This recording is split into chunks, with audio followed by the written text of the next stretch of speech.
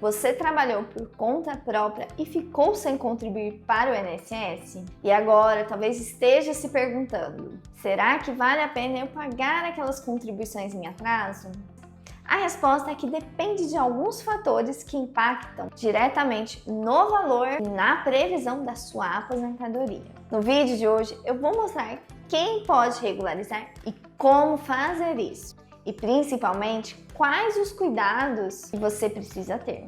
Mas antes, se você é novo aqui no canal, não deixe de se inscrever e já deixar o seu like. Meu nome é Stephanie Teixeira, sou advogada especialista em aposentadorias.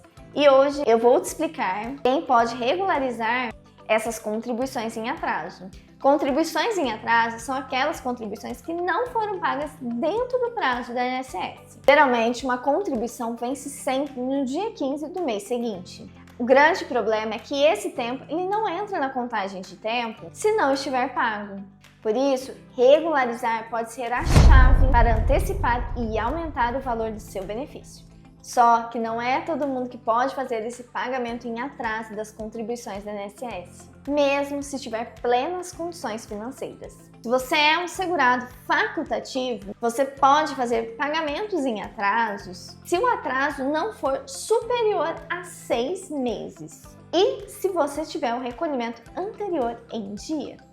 Já se você for um contribuinte individual, você pode pagar qualquer tempo em atraso. Só que dependendo do atraso, você precisa comprovar a sua atividade para o INSS. E atenção, se você for um autônomo que prestou serviço para uma empresa desde abril de 2003, a empresa que é responsável por fazer este repasse. Então, se a empresa não fez esse repasse para o INSS, hoje você não precisa fazer esses pagamentos em atraso. E se você for MEI, você também pode pagar a Guia DAS em atraso. Agora, quem trabalhou em carteira assinada ou até mesmo em trabalho informal, não precisa fazer o pagamento em atraso, porque a responsabilidade aqui não era da pessoa, mas sim do empregador. No caso dos facultativos, que é aquela pessoa desempregada, dona de casa, um estudante ou até mesmo uma pessoa que mora no exterior, para regularizar essas contribuições em atraso, basta acessar o site do INSS ou da Receita Federal e gerar a guia. Lembrando que essa guia só terá validade se o primeiro pagamento desta contribuição estiver em dia e se o atraso não for superior a 6 meses. E não pense que não é só porque você pagou e o sistema aceitou e gerou a guia, esse pagamento terá validade para algum benefício ou aposentadoria. Já no caso de um contribuinte individual, o procedimento depende de quando essa contribuição deveria ter sido realizada. Contribuições que venceram há menos de 5 anos, é possível acessar o site da Receita e emitir a guia. Mas é sempre importante guardar documentos que comprovem que de fato você exerceu atividade naquele período. Se o INSS desconfiar e pedir a comprovação e você não comprovar, você vai estar jogando dinheiro fora. Agora, se essas contribuições são de mais de 5 anos, elas são chamadas de indenização. Primeiro, você precisa comprovar a atividade para depois fazer o pagamento da guia, que é o próprio INSS que disponibiliza. Existe, inclusive, um procedimento específico dentro do meu INSS que se chama calcular período decadente. E pode ser que você solicite o reconhecimento de um período de 5 anos e o INSS considere apenas 2. E tem um detalhe, nestes casos de contribuições há mais de 5 anos, para os contribuintes individuais, que são os autônomos ou empresários, a pessoa ela não escolhe o quanto ela vai pagar no INSS em atraso. Existe uma regra de cálculo própria que leva em consideração toda a sua média de contribuições. Então, se você tem uma média boa, a sua contribuição ela vai custar caro. Porque além de ter o pagamento de mês a mês, se for a partir de outubro de 1996, tem juros e multa. Mas uma coisa é poder fazer o recolhimento dessas contribuições em atraso. E com certeza essa é uma das primeiras perguntas que vocês devem se fazer. E eu acredito que a mais importante ainda seja: será que vale a pena?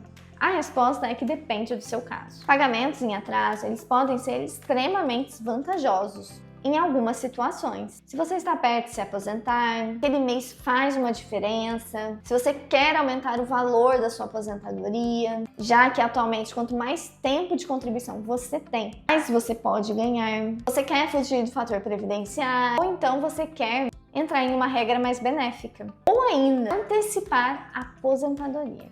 Só que muita atenção, em alguns casos o custo disso pode ser extremamente alto. Por isso que antes de qualquer pagamento em atraso para o INSS, você precisa fazer um planejamento para saber se realmente vale a pena.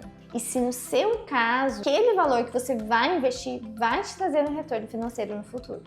E além disso, dependendo da regra que você vai se aposentar, o INSS ele pode barrar esses recolhimentos em atraso. Por mais que seja o próprio INSS que tenha lhe dado essa guia de pagamento, ele barra a depender da regra que você vai se aposentar. Contribuições pagas em atraso de meses que venceram antes da reforma da Previdência em novembro de 2019 não são aceitas pelo INSS para as regras do direito adquirido, do pedágio de 50% e do pedágio de 100%.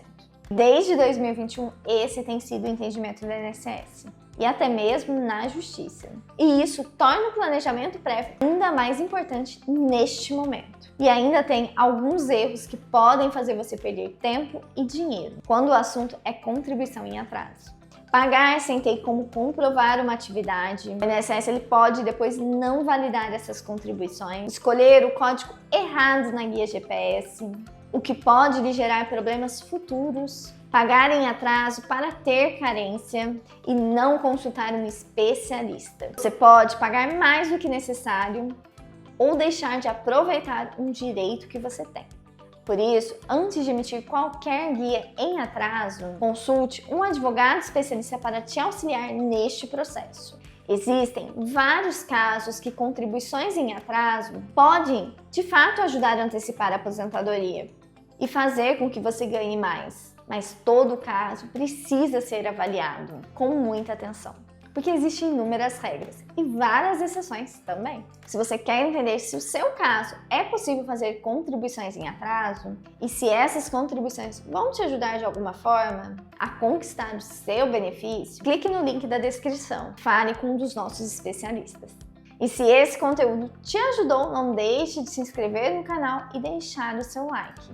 Já compartilhe essas informações com quem tem recolhimentos em atraso a fazer e não sabe por onde começar.